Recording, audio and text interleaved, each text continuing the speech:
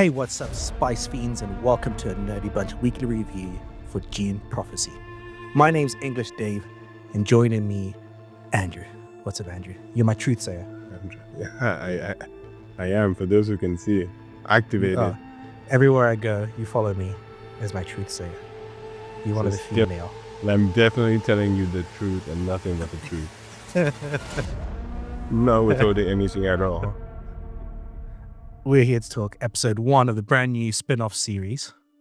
We really love the movies, and this series is set around, 10,000 years before the birth of Paul Atreides. A little bit more, but yeah, just a little bit more than that. just around that time. So it's very far removed, but one thing we do know, those of you who are like really versed in the Dune movies at least, or the Dune story, is that the narrative spans a long time. Mm-hmm. And there's plans that were set in play that continue into Paul's era that started a long time ago. Mm-hmm. And this story is about how that plan all started, controlled by the Bene Gesserit, the women that you see, the witches that they called in the story as well. Ben and Jerry's. By this point, they're just known as the Sisterhood. They don't have that formal name just yet. Mm-hmm. The first episode is titled The Hidden Hand. The synopsis is as follows. On Wallach 9, young Valia, I keep saying Valia. It's Valia. I keep mixing the L and the Y. On Wallach 9, a young Valia Harkonnen promises Mother Superior that she'll protect the Sisterhood by putting one of their own on the Imperial throne. 30 years later, Valia faces a threat to her long-awaited plan. Andrew, you're a fan of the Dune series. What did you think of this first episode? I am. I must clarify. I never read the books. I do like the movies, especially even the original one. And I wanted to know more about the world before I eventually do read the books, hopefully in this lifetime. So I enjoy this show for that. I think it's a lot of world and characters that have been defined that I'm like, oh, okay. So everything is very like, it's exciting to see some of the origins of a lot of the families, the factions, even the fight for spice, all the Spice Girls and everything that is involved there. It definitely wasn't the most poppin' first episode I've ever seen, right? But I don't say that in a bad way. Like I enjoyed it. I thought it was a very good episode. And I thought the ending definitely got me. My wife guessed it. She always does. but the ending definitely got me. It got me a little shocked in a good way, right? Because there were things that happened that I just didn't expect or understand how they could be, and I think that was a very great way to kind of build some excitement for the rest of the season. So just spoiler free. I think it was a good outing, and definitely one that I don't know every single person is going to love, because I think it was the thing you said before the podcast about some people like different types of sci-fi. Some people aren't really as good as others at watching like thinking sci-fi, right? But I think for those that do, they want PP all the time. But I feel like for like proper sci-fi, which is just like a world out in the cosmos where they're doing stuff, I feel like it's a definitely interesting world. Great views, by the way. Again, I think some of the sets were really, really beautiful, and some of the character designs as well. So I'm enjoying it, and I look forward to more. Yeah, no, I'm with you in terms of the type of sci-fi, even the Dune movies, right? I think obviously they're helped by the star power cast in terms of gaining attention. But typically, and of course, the director Denis Villeneuve, he's amazing. But typically, that kind of sci-fi, doesn't do as well as like the big popcorn flicks, right? Yeah. Because this is, some people might say it's too boring, it's too sloggy, there's too much narrative, and the Dune story is one of the, for myself, who's really into sci-fi, I read a lot of sci-fi books. I had to kind of ingest the movies a few times before I start realizing, that's what's happening. Once it clicks, because there's so many pieces, it's chess, right? There's so many pieces, so many things at play, and then you start realizing, and especially because this is a storyline that's very much also driven by the politics of it all. And so once you start understanding the politics, and you're like, Oh shit. Gotcha. That's what's happening. And even this show, Gotcha. I watched it Yeah. twice, and it was the second time watching. I was like, you start seeing the pieces and what's happening and the plan into motion. You're like, oh my God. On one hand, this is freaking genius as a plan. Yeah. In terms of plans, like, long-standing plans go. It's actually Yeah. genius. On the other hand, it's absolutely terrible. Yeah, crazy. And it's What's like huh? that kind of balance of both. And I think that's Yeah. part of the narrative, right? Is those who go with the plan and those who don't, who oppose the plan. I think, like many sci-fi narratives of its type, I think the first episode is doing a lot of foundation building, setting up the characters, the locations. You have to learn new things. For some people, learn new names, learn new locations. Half the time there's things you can't pronounce, so you have to learn new pronunciations. And I don't hate that because, again, it feels otherworldly. You don't want it to feel like Earth. That's why I still feel weird by like Paul Atreides and Luke Skywalker. When I hear Paul and Luke, it's like, well, what the hell? But I appreciate that. So I was prepared. I think we talked about our podcast. I was prepared for the idea of it being a slower episode, and I saw it was like over an hour long. I was like, oh, will it feel like an hour? And I was surprised that it didn't. It didn't really feel like an hour to me. It didn't. It felt shorter. It moved at a there's not much action. There is a lot of talking, but it still moved at a pace because I think the way the characters are portrayed was very interesting. And again, there's a moment that happens that I went from, when you're playing a game and you're just relaxed and then shit gets real and you sit up in your chair. That's what happens. There's a moment that happens. I was like, oh, okay then. Now we're going there. If I was to give any nitpicks or critiques, I would say it's the fact that, unfortunately, you can tell the difference between the movie and the TV visually. They don't have the money, and it's not their fault. But when you're playing the same sandbox, pun intended, there's certain expectations. They do a lot of tricks. Like they do certain things through hologram because that's what, so it doesn't look as good. But there's a reason for it. And even some of the, and this is not a spoiler, but some of the scenes where you see the body shielding stuff. They try and do moments similar to the movie, and you're like, again, it's not bad, but you can tell the difference. You can tell, if you've seen both. Again, not really a fault of theirs. Of course, they're not expected to have the same budget, and at the same time, they have to try and fit within the same world. But I think what helps is the setting being 10,000 years earlier. Everything doesn't have to be one-to-one. You can kind of make it lesser because, of course, it's way before. So I enjoy it. For now, I don't think it's for everybody. I would recommend it to sci-fi heads. I don't think I would recommend it to casual viewers yet. Maybe that could change. Not yet. Yeah, depending on how it goes. Yeah. But it's funny though, and I'm going to go into spoilers and I'll continue my conversation. So now we're going into the spoiler section. It opens up with one of the most interesting things I've always found of the Dune universe. In an effort to create this world where we don't see much technology or computer technology, the writer was like, how can I have a reason where so far in the future we don't have the technology? It's just kaiju. Like Robo Kaiju. It's basically, it's like after the Matrix, or after Terminator. These giant robots and stuff like that, and which is funny because, again, that story, now that would be appealing to the masses. For sure. For sure. If we're seeing that movie, but none of the books have ever gone into that detail of the thinking machine wars.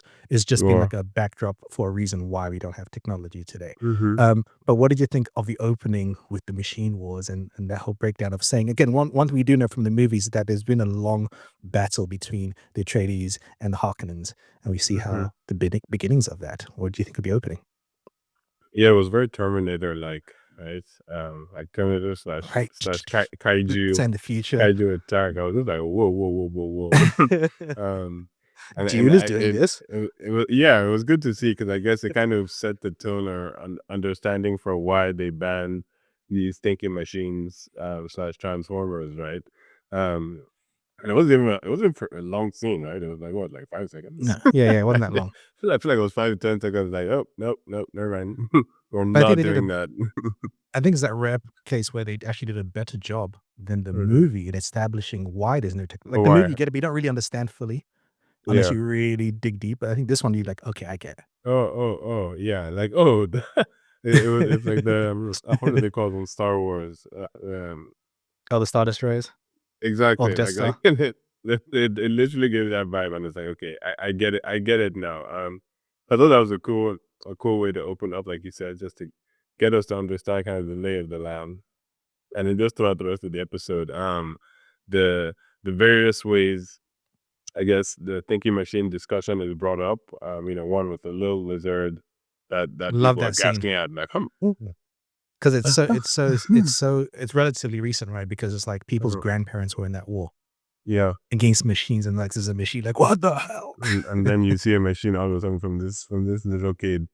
Um, and so that was interesting. But then even to Desmond telling the emperor that, like, hey, by the way, some people are starting to think about these machines again. It's also very sus. I mean, I'm very sus as to why they're going to bring that up. But my point being that I just like the threat of the thinking machine isn't just like, oh, they're gone. It's more like, Yes. yeah, they're gone, but like, I Are mean, they? the tech is around. I mean, some people are definitely working on the ground on that, and I wonder how much that's going to play a factor in this season. Mhm.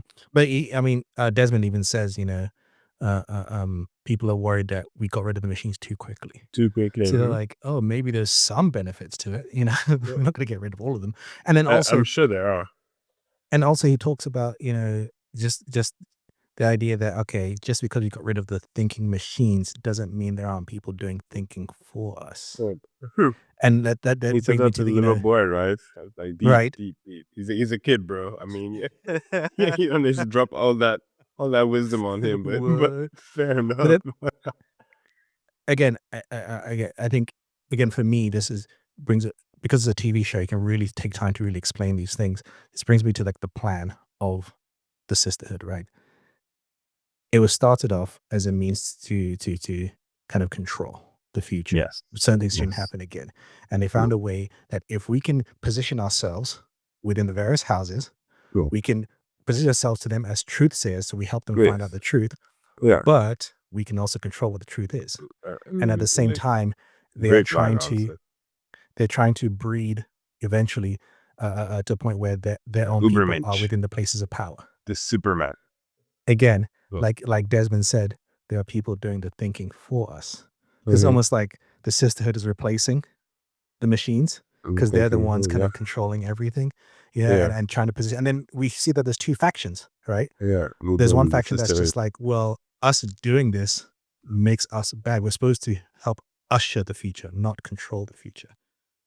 And then there's those same people who are like, well, and this is something I never really understood from the movies fully, that the what's it called? Yeah, so the genetic index, and like I really understood like genetic index is this thing that they use to calculate who should marry who over the Mhm. generations to create the perfect thing, right? This Yeah. is how Paul Atreides comes by. And you never Mhm. really think about the fact that the genetic index is probably an AI. Mhm. And so it's like, well, that's a thinking machine. So it's like Yeah. the irony of you using a thinking. That's why some people hated that. That's why Dorothea wants to destroy it. She's like, we can't Yeah. use this thing. How did you feel about their plans? And then when Dorothy wants to go against it, and Stop. Valia's like, Ah! the first time the voice is used. Well, it was dope. I guess I didn't expect Dorothea to go down that quick with that. Um, I mean, no one's ever used the voice before, so she was just just like like, what? yeah, R.I.P. I felt bad for her. She literally had no chance, right? But the fact that it wasn't even like a long conversation, she was just like, "Stab your neck." Hey, Right? purpose. Hey, give And her I some like that. final It's words or like, something, man. join me. I would never bow to Yeah, you, I vile would definitely. Harkonnen. Ugh. Yes. Stab yourself. All right, die immediately, please. But I like that. I like to see that they had two different sides within the sisterhood because I don't know, it is an interesting but like twisted plan, right? Like they're gathering genetics and are now going to be like creating and preparing the perfect specimens. Like what are you doing? Like can you just stop? That's a little much, but phew, it's fun to see how much Valia is. I guess she's just like a really good soldier, right? Who is given this task, and she feels like she's the only one that can You are bring special. what's the mother's name? Raquel? Oh, yeah, Rakella. Bring Raquel's like vision to fruition. I'm sure she's definitely like on that one track mind, right? Because even later to her sister, Tua, she's still trying to justify that everything almost like Penguin, despite Mhm. the other She goes, mentioned it, so it's other blind obedience you want. Yes, yes, it is. yeah. He was like, she's like, was that so hard? Thank That's you. that's literally all I've been asking for, right? And with the straightest face ever. So yeah, that's crazy to see. I guess just how far they'll go. So I guess I like that we have a time jump, and now we're 30 years in, right? And we're seeing, how much I guess she has lived up, quote unquote, to Raquel's ambitions and spread the sisters quite far, right? But I think because if I'm not mistaken, from what we know with Paul, Paul's era, like all of the plans are going to be foiled eventually, right? Like they're Yeah, of actually on a course. long road towards not succeeding. Like she actually she ended up helping create Paul, and essentially by her not deleting this genetic index. Because if Kasha says that. Kasha's like, what if we end up creating the thing that we're trying to stop? zing, That's exactly what happens. like ding, ding, ding, ding, ding, we have a winner. So I think it's funny. It's funny to be seeing somebody being so gung ho, not knowing that they're actually ending up, creating the beast that they think they're trying to destroy. And I think just the whole Bene Gesserit, or the Ben and Jerry ladies. Um, it was fun to see their what is it, their training and like their Oh, understanding yeah, I of love the nature. training. But it's like Hey, physical and mental it was training, right? It's pretty like, impressive. Yeah. right? It's just like, but just like keeping your hands out for ages, that's hard. Just standing your arms out. Like But I did like the mental it training as well. actually It's is like, quite tell me hard. who's lying. And I And was then the like, girl's this just is like, easy. I think Jen was like, this is easy. Like what? I'm keeping my eye on Jen. I feel like she's going to be trouble down the line. She feels like trouble, you know? Like that story was crazy, and she was lying but not fully lying, or like hiding the truth I, s- I within the slit his lie. throat in sleep, and then I went home and did the same to my parents. Like, what? Don't forget the Oh, look at the your laughter faces. after. No, like sis, but I like how little one Lila, Yeah. Lila confronted her, and Lila I'm also keeping an eye on. She feels like one Of of course, those yeah. She definitely has some, like, natural prodigies, obviously, right? as Tila Super mentioned, Jedi but powers. like she got it, she got it from birth. So I'm Right, curious to right. One of see those. um the continued. I feel like there are gonna be more rifts within the sisterhood. Of Even course. possibly between Valia and Tula, because Valia is basically removing anybody who she thinks doesn't agree. Tula's already just like already on that level when she says, in time she'll grow all those hard layers that you measure worth by, as I did. And then she's like, don't underestimate yourself, Tula. What matters most is what underneath those hard layers. So, but I feel like there is going to be a clash between Tula and Valia. 100%. I don't think Tula fully agrees with Valia. I just think Tula's a good sister Yeah. more than anything. I think if they weren't sisters, Tula would be more outspoken towards her. I think I have to agree, and it'll be interesting to see how it plays with the rest of the sisterhood, and just maybe having to pick more people having to pick sides within the ranks. So that should be interesting, I guess. I like that because, again, if I remember correctly, this show was originally meant to be called the Sisterhood of Dune, right? But they changed the name. And I see that, but I mean, because it's also fine to change the name, but my point is, it's also I think it's nice that I'm seeing some of the origins of this sisterhood and how these clans came to be, and some of the butterfly effect decisions that end up leading to Paul and the like. So I like that though. No, I think calling it Dune prophecy as well. It's all about, the opening line says, what holds more truth, history or prophecy? And I love that line because again, even a prophecy can be wrong, right? If I say this is going to happen and I give a prophecy that in 2,000 years, this is going to happen. So we almost do this. Now Yeah, I've just changed the course of history and I'm making everyone do this thing, yeah, and then most of correct. the people who I'm pushing to do it now, their Uh, great grandchildren won't even be alive. by Yeah. the time it happens. So then Yeah. it just keeps pushing down on this kind of false belief. And again, it Yeah. plays on the idea of religions and things like that. And you kind of base it around a religion. It gives more weight to it, for more reasons Mm. for people to kind of soak it in. We even go into that into terms of the religion side of it in the movies, right? How they use a religion to have the people believe in Paul and worship him, as we always Mhm. see. You know, what do they call him? There was a joke. Razagul, Razagul. Okay. Ra's al Razagul. Ghul. Okay. You're That's an what I thought idiot. they said in the movie. Ra's al Ghul. Uh, One of the main characters also in this narrative seems to be is Inez. She's a young Ian. princess Mhm. of the house Carino, who are Corrino. currently ruling the Imperium, but because of the damn Fremen people running all this spice mining and stuff, business isn't going very well. So to team up with House Richesi, who has lots of ships and the means to protect the spice, there is a marriage. You know, as you usually do. Things haven't changed in the future. Business marriage, one of those things. But from Inez has a particularly interesting point of view of all this. She's just like, I know he's 9 years old, but that means Yeah. I can spend a lot of time training until he's of age. And then by the time he's of age, I'll be trained. Yay. What did you think of that? I mean, I guess shout out her because that's definitely like a glass half full type of Correct. view. I mean, in fact, the little boy was pissing me off because she was even trying to be nice and At talk to first, him in right? the ceremony. She was like, "I mean, and daddy turned around to talk to you." I was like, shut up, little boy." Like, hey. Like look at you, little sassy one. But I like Nez. I feel she's not a pushover because I also right after the toy incident, she told him, she's like, look, you try that again, we'll I'm gonna kill you, stab right? you. So yeah, I'll like so I like stab that you. she's not just being like In front happy of go lucky. everybody too. It's not like we're off to a corner. People just Which I around wonder it I looking. wonder if that's gonna backfire though, since we're on that, Oh. because now Mm. he's Mm. dead right after, and people just saw you say that threat to him. I don't know. I feel like it's either not. I don't know if it's gonna bode well for her, but I mean that's neither here nor there. But it's just the timing of it. I don't even know if Desmond did that on purpose, but that's also a separate conversation. But just to finish out mine, yeah, no, I find it interesting, especially the fact that she's in love with Urine.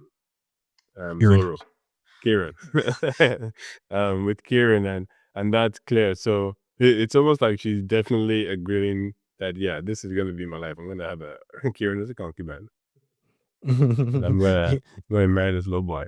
And Kieran's like, no. She's like, I'm gonna be in another planet in a few days. Okay, fine. He takes blows smoke in his face.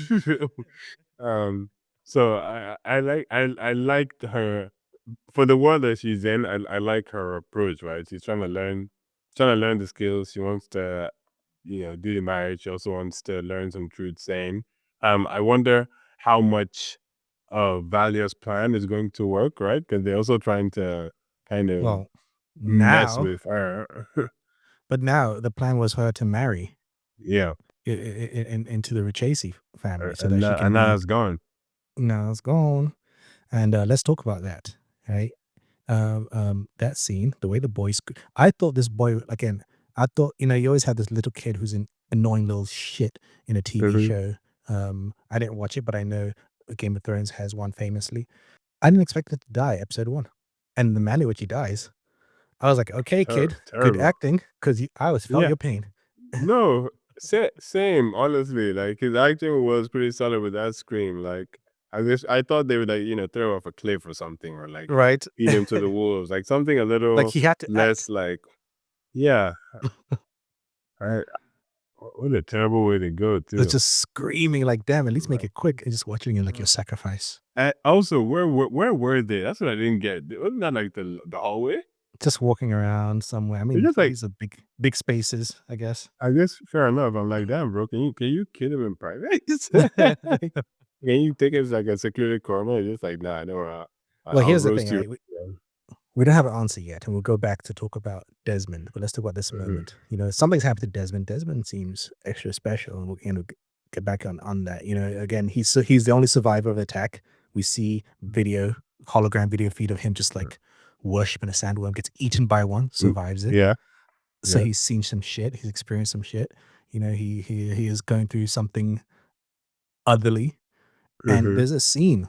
And, you know, you said you weren't sure if he's the one that caused the death of the kid, but I think he did. And also Kesha as well. She dies the same way, but somewhere further away. So somehow he has some connection to their deaths.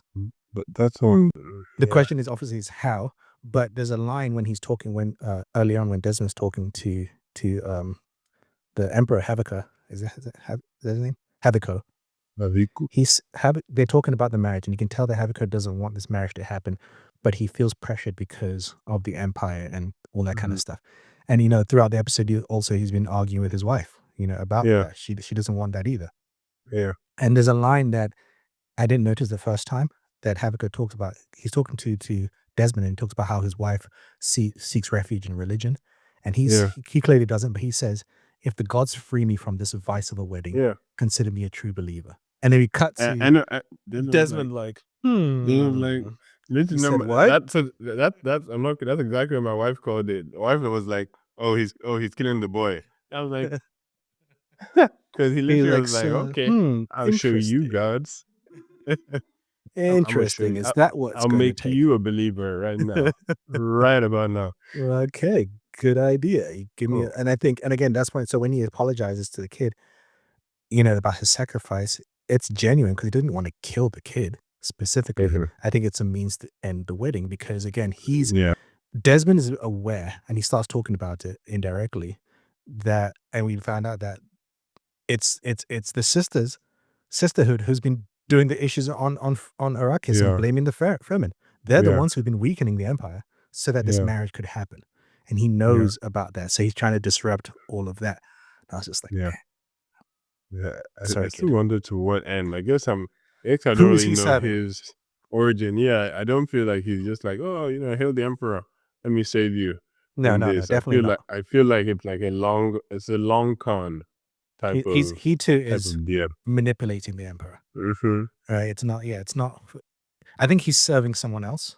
I don't know who, unless it's literally like, you know, because again, I haven't fully read the books. I've read some of them, and the books go out there, like really out there, like future books beyond the movies, because the movie story, we go forward from that, like Paul's children and like that. I won't go into details. The future movies have like human sandworm hybrids. That's how crazy we get, you know? So I don't know that we haven't gotten there already with like worm gods.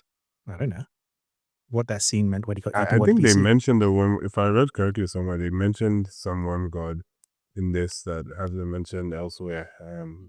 Don't quote me, but I feel like it definitely, because I think the little I know about Dune that I find interesting is that the whole, like, you know, not magic, but it is tech within religion type of thing. Like it's not Gandalf type magic, right? These aren't spells. Everything is kind of like rooted in something like traceable to the environment. Yeah, and science, super and advanced science, the way and nature. Even the way they explain, like I like the scene where Tula's teaching the girls about the brain, truth saying, detecting lies. With the brain. And again, I'm not a scientist, but at least they take time to make the explanation sound scientific, biological. You know, your body rejects lies, so there's tells. So it's not. It may seem like they are witches in magic, but it's purely biology. They just ping it. You know, remember that TV show? Did you watch it? Lie to Me. It's like that. You know, they're able to just notice Carl these Lightman. things. Fantastic show. Great show. You talked about the other students at the sisterhood training. Yes. And again, we don't get much here, but I think they're setting up some conflict or some narratives that are going to become important down the line. You know, they seem like the background story in this episode, but I think it's going to become to the foreground. Also, I found it interesting that they're already playing with the storyline of, you know, when they were like, oh, she's a princess coming to live with us. So already getting that clash. That's happening. Definitely about to be hazed. 100%.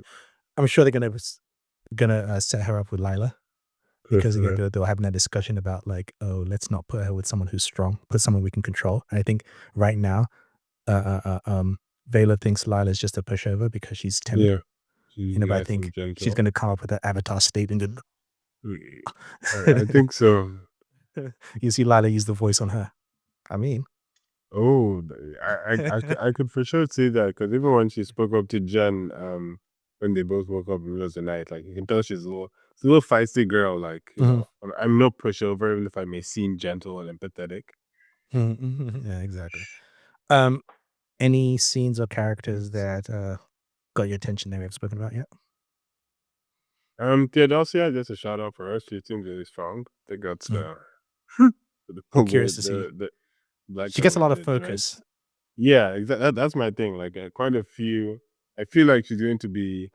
I don't know if she's going to be on Valia's side, even though I think that's how she's going to start.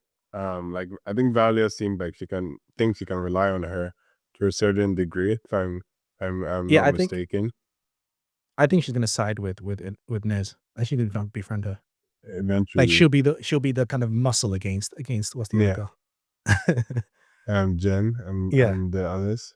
I see her and Jen I clashing. could see that 100%. So yeah, I'm curious to see how her journey goes.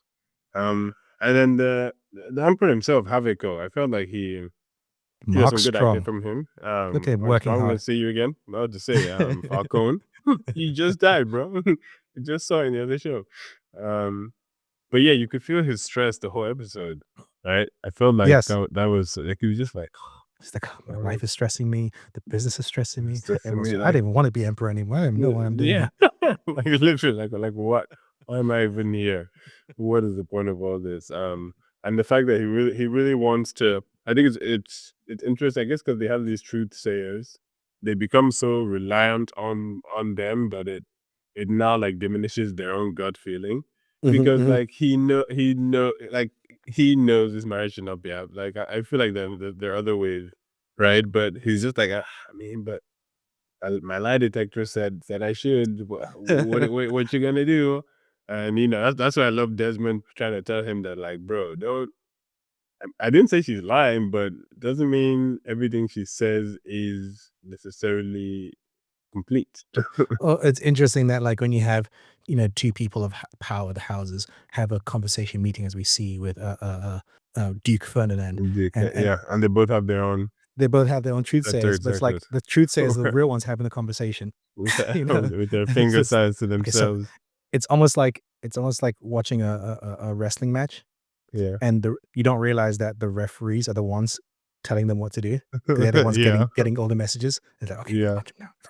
yeah, And I do love that. Again, it shows the power of the sisterhood, right? Where they have, if they have one of these truth sayers at all the major houses, and every yeah, time political decisions are being made, they're the ones making it. yeah, Because they're just yeah, like, yeah, he's lying when someone could be yeah. telling the truth, or he's telling the truth. Because even there's a part where she's like, oh, um, when they have the meeting, it's like, oh, he's telling the truth. The other one looks at her, just like, are you sure? I'm telling the truth.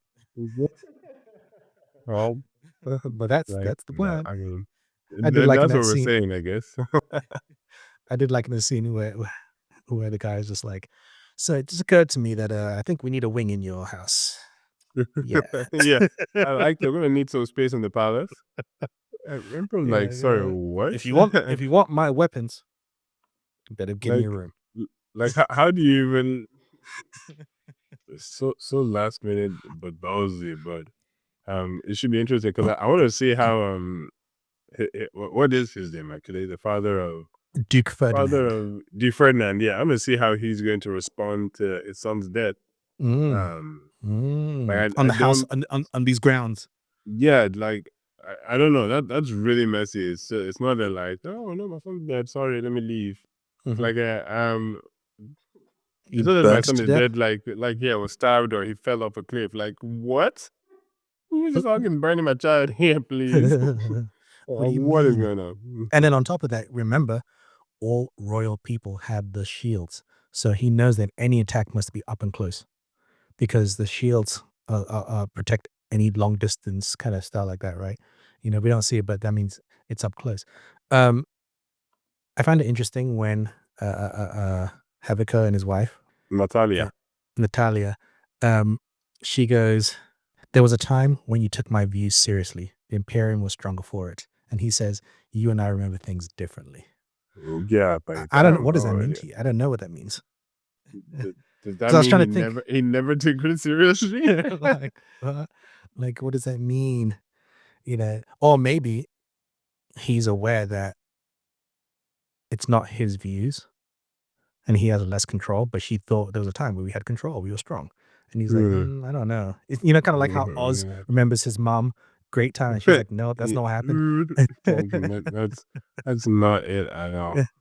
So maybe there's Yeah, information that that's he knows interesting. that he hasn't told her in terms of like how she sees the past and what he She, really saw the yeah. past as. I don't know. Anything else? That'd be interesting. And then what to Nez's brother, what's that, Constantine? Oh, Constantine. Half brother. He half brother, yeah. I'm not sure. I'm I not don't know sure if what I to like him. place him. I'm just about to say, I'm not sure Like, how to just straight place up. him because I see him, I think, of like some minor sci-fi CW show. That's where he fits in. Like, he could have been on Krypton. I don't know. Okay, just finished today. Don't watch that show. But yeah, he definitely felt like an extra in the main characters, right? Like Yeah. he was just like there to But I would move even say things the on. same thing. I would even say the same for Kira.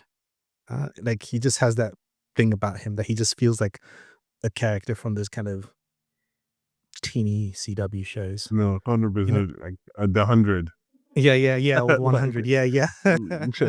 like for sure, one of the Yeah, they feel like they come from there. They don't. I don't know. It just feels weird for them in Well, here. I don't know if it's that they didn't have enough to do or it's just the energy because I mean the Yeah. other characters I saw for a short time that didn't necessarily give that vibe. Mm-hmm. So I don't know, but yeah, I'm curious to see what Constantine's life amounts to a little bit. Cause like again, this is a All six the girls' episode. sisterhood like him. You're like, Yeah, I think. in Like my brain, I focus, always see things focus, like girl. I always see things like the sisterhood and stuff like that. I always think they're just like nuns. You're not allowed to do that stuff, but I guess maybe you are. I don't know. It's I think their lives is just like probably not. It's not like they don't have the time to go, Yeah. search our relationships. But it's not like, hey, if a man passed through, he just go She's like, go if I get crazy. assigned to be his soothsayer, well, To say and her in law, like whoa. I find it again. This can be me reaching. This is my fan theory hat on. I find it interesting that one of the key things, characteristics, so of the Fremen because of the spice is their blue eyes, Mm-hmm. and they're seen as somewhat antagonists to the Bene Gesserits and some of the houses, Mm-hmm. and then the robots have blue eyes. Is that connected? Is it not? I don't know. I just something that stood out to me, because especially when you see in the dream, you see the blue eyes in the dream. Yeah. The prophecy that Which Raquel were had. those Paul's eyes? Is that what that's meant to? I don't know if it's Paul's symbolize? eyes or someone's eyes. I mean, again, Like people with blue eyes are around, and Paul is. yeah. And also, again, I think it depends on how they're going, because again, the Dune story doesn't end with Paul, right? Yeah. It's like the Star Wars story doesn't end with Anakin, right? Yeah. It goes beyond that. And I think so. It's like, could the prophecy be about she's this prophecy that the sisterhood is going to be taken down, and she visually sees a sandworm eat it all up? Could it be Paul with the Fremen, leading the Fremen to come and kill her? Oh shit! Down the line, could it be the return of AI one day? Well after Paul. Don't know. Maybe. Or the above. I think that's it. I think I've got for now. I was gonna say I wasn't like that. I mean, I like the final scene with sorry Kasha, the Kasha burns, and Valia was like, "I see, mother, I see." I was like, "What do you see?" And like looking like Well, she says something about seeing the flames and things like that. So I guess that's she was interpreting that as the flames. And I find it interesting, before I close off there, I do one of those the reason why I love the Dune narratives at its core, outside of sci-fi, take away the sci-fi elements of it, is the reason why it was written in the first place, right? A lot of people looked at, especially after the first film, like, Paul Atreides, he's the best, we love him. And the whole point was, no, you don't blindly follow charismatic leaders. And just because someone has this Messiah type narrative doesn't mean they are the Messiah. And absolute power can corrupt absolutely, as you see in the second film, Paul going darker, right? And you see that with Valia, where it's like you have this person young, emboldened, and someone they look up to says, "You are the Mhm. special one. Uh, You are going to lead yeah, things." yeah. You know, it's no By any different, means. right? By any means that you can. Use all That's tools. no different to like we saw in the Penguin. Check out our podcast; it's really good. Mhm. Mob bosses or gang leaders empowering young people to join them. It's no Yeah, different. It's a gang, right? yeah, It's the same thing. You're emboldening them when they get in them when they're young and impressionable. So that when yeah. they're older, by the time Valia's older, Valia's fully. She's now making Bruh, the ingredients for the Kool-Aid. I was about to say, she found a new recipe for the Kool-Aid, Right. A Bluetooth, better. like, She found a better recipe. oh, like crazy, and it's taken it because I guess it now becomes like there's nothing that they consider too far Mhm. because it's not like again like our man said use all tools at your disposal, right? Use And all it. maybe she just meant like one or two tools, but I'm gonna take that to mean like whatever I have to do, No. no matter where has to go, is a tool. But it's the So same way it's that tricky. like, you know, crazy religious people use their various religions as a Mhm, means. Like, oh, mhm, you know, my religious text says this, and so you interpret mhm, it as it means you should do this. mhm, You know, mhm. it could be like it says like, oh, your God or your religious leader says you should fight for what you believe in, and you take that Yeah, literally and start a war with someone yeah. else. You know, you take Like that to no, those he places. meant like fight. Like if somebody fights you, it didn't mean you go crazy. Right, right, And right. the religious thing is something that I kind of enjoy about the Dune narratives is the different like cross religionary beliefs kind of clashing, right? And like you're not the only one that has a prophecy. I have a prophecy too, and you have Hmm. prophecies too. Hey, we all have Hmm. prophecies. All right, let's let's use Mind you, prophecies. The most prophecy. mind you, in a world where you have this hallucinogenic spice. Mm-hmm. So it's like, is it a Then like prophecy or is it a hallucination? Or is it both where or the prophecy is or the seen wait, through wait. hallucination? Mm-hmm. Right. Right. And so you're playing with all these kind of things. Yeah, I like, and then sometimes, a lot of times, like we see in the real world, right? In real world religions, where everyone's arguing, but you go down to the root of it, you're talking about the same thing. Same You thing, know, it's yeah. just So it's interpretation like, oh, of the oops. same thing, you know? Sorry, we didn't have to argue, guys. We're we're actually all literally on the same side. But I think yeah, it's definitely interesting to see it all the way back from. It's about to see that all the problems had existed even way back as far as what this is 10,000. 10,100 years And then on top of pre that, Paul. you can talk about all this stuff in terms of, I'm doing this for the future, blah, blah. You can say all that, but as humans, you can't separate the personal feelings, right? Yeah, Because as much as Valia is like, I'm doing this in the future, it opens up with like, they spoke shit about my family, I'm gonna get y- revenge. yeah, Right? So there's also that motivation yeah. behind it. Though at the same time, she doesn't seem to be in good standing with her family. For the Because she fourth time, I said rejected. no. She literally was like, "Can they stop asking for truthers?" Ah, that is Though so to me, dude. the way you just said it, I just thought of it now. The whole point of the truth sayers is to be spies.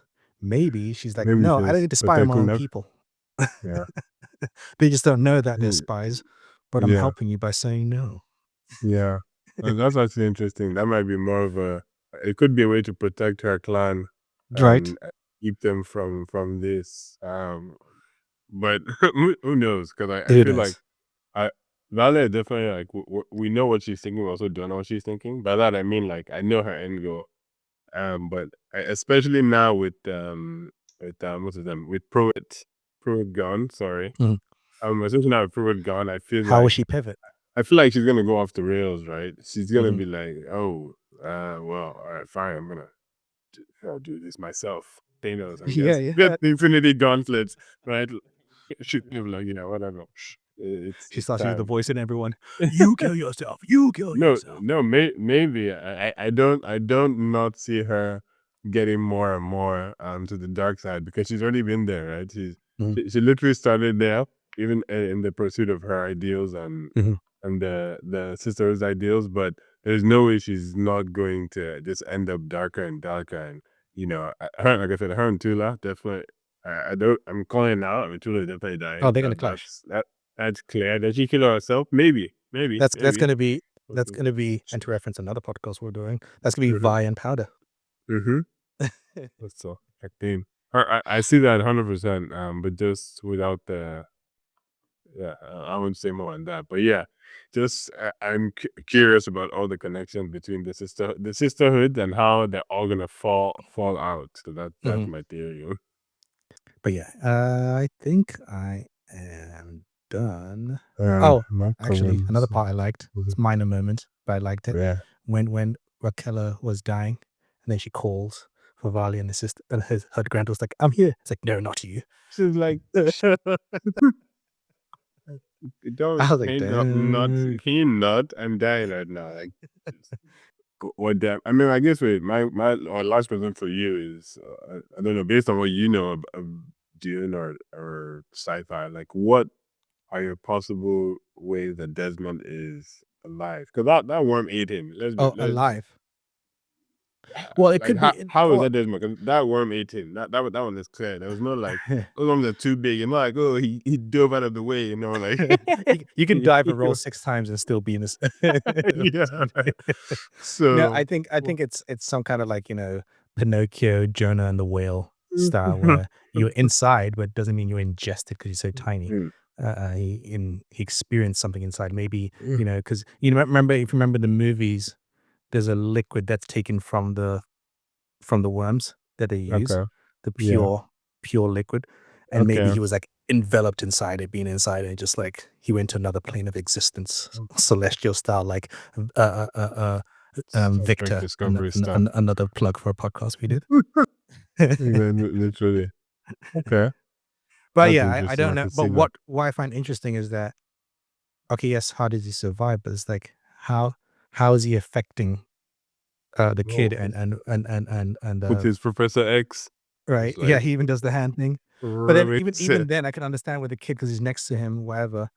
But you also have, what's it, Kesha. Kasha. She's like on a whole different planet. Completely. The same thing happens to her. And I was And like, did he see? and I'm curious because